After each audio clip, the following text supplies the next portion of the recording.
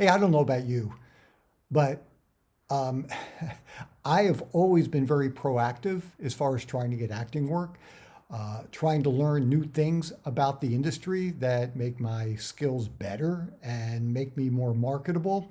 And so I want to share with you a part of the industry that you might not be all that familiar with, but you should be, because I've done hundreds and hundreds of these types of projects and I really enjoy them, and they actually pay pretty well also. So there is something called industrial films. They're also called educational films. They're also called corporate films. All the same thing. They just have three different names. And what these things are about are either government agencies or companies need to train their employees, need to train others who work there, and we get a chance to share this information with their employees. Let me give you a couple of examples of what I've done. So, and then I'll tell you how to go about finding these things. So I used to do a tremendous amount of training films for the United States government.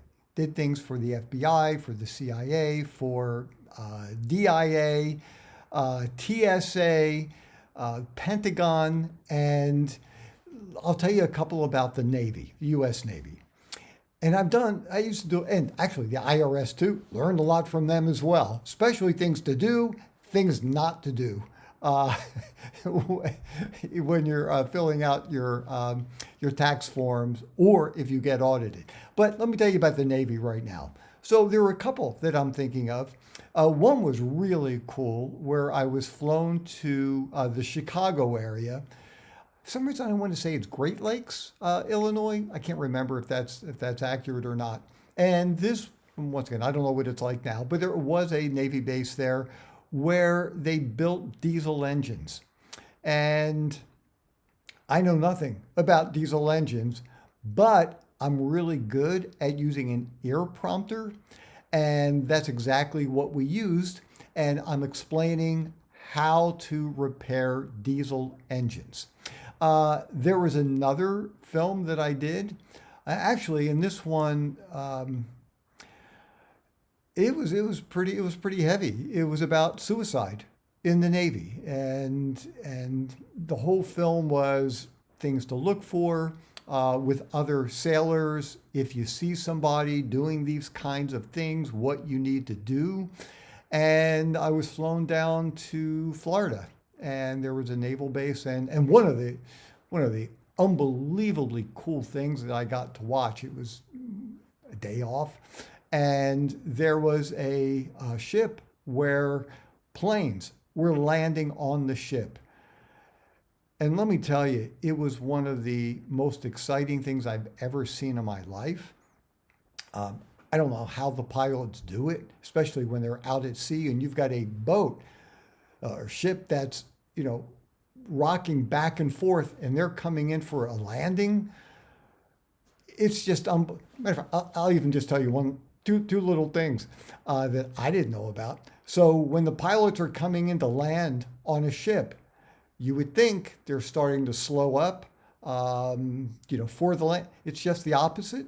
They actually are picking up speed as they're going in for the landing, just in case something happens and they can't land. They need to have enough power to be able to go back up and then circle around again.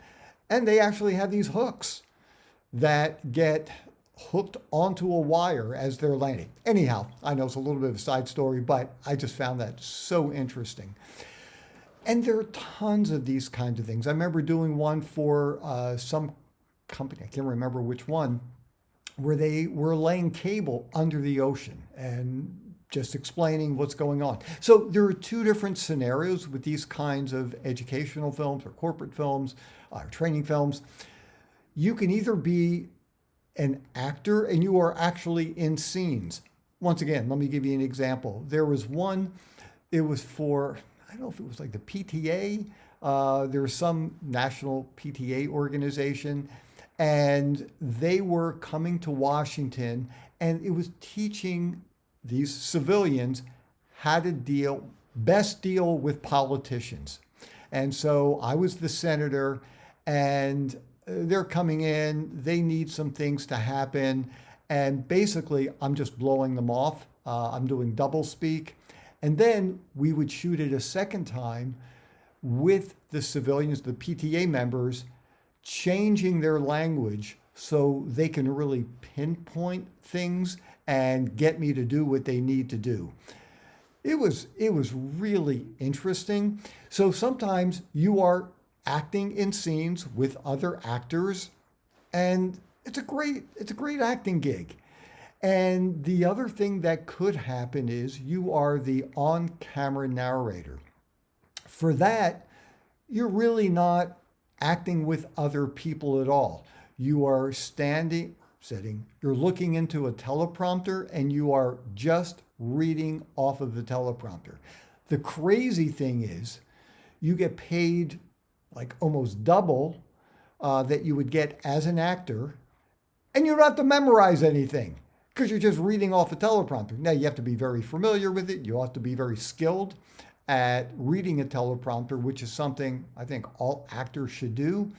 And as a matter of fact, I will leave you the website for a free teleprompter program that you can use on your computer if you want to develop your teleprompter skills.